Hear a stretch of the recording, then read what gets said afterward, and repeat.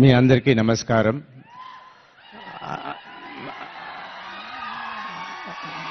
జయసుధా గారి గురించి మీ అందరికీ చెప్పాల్సిన అవసరం లేదు.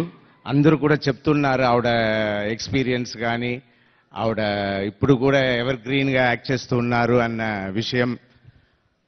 బట్ పేరెంట్స్ అన్నప్పుడు వాళ్ళకి వాళ్ళ పిల్లలు అని వచ్చినప్పుడు ఒక టెన్షనే ఉంటుంది. ఇప్పుడు నాకు కూడా 2 కూతుళ్ళు. వాళ్ళ ఇద్దరిలో ఒక పెద్ద అమ్మాయిని ఇప్పుడు MBBS జాయిన్ చేశాం.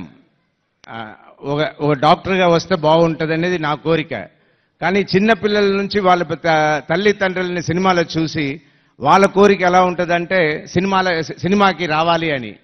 సో ఇప్పుడు శివాని ఏమంటుందంటే నేను కూడా మా డాడీ లాగా డాక్టర్ కమ్ యాక్టర్ అవుతాను అని అంటుంది. సో దాన్ని తలుచుకుంటేనే నాకు పెద్ద టెన్షన్. ఏంటంటే ఒక యాక్టర్ అయినప్పుడు అది చాలా రోజులు కంటిన్యూ అవ్వాలి, సక్సెస్ వస్తూ ఉండాలి.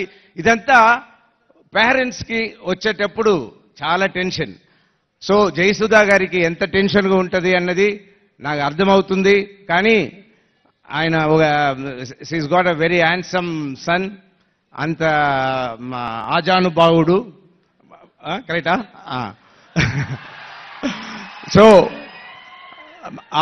ఆయన మంచి స్టోరీస్, ఇలాంటి ఆయన డైరెక్టర్ గారిని చూస్తుంటే, ఆయన మాటలు చూస్తుంటే తప్పకుండా ఆయన బ్రహ్మాండమైన ఈవెన్ డిజైన్స్ ఎవ్రీథింగ్ చాలా బాగా చేసి ఉంటారని.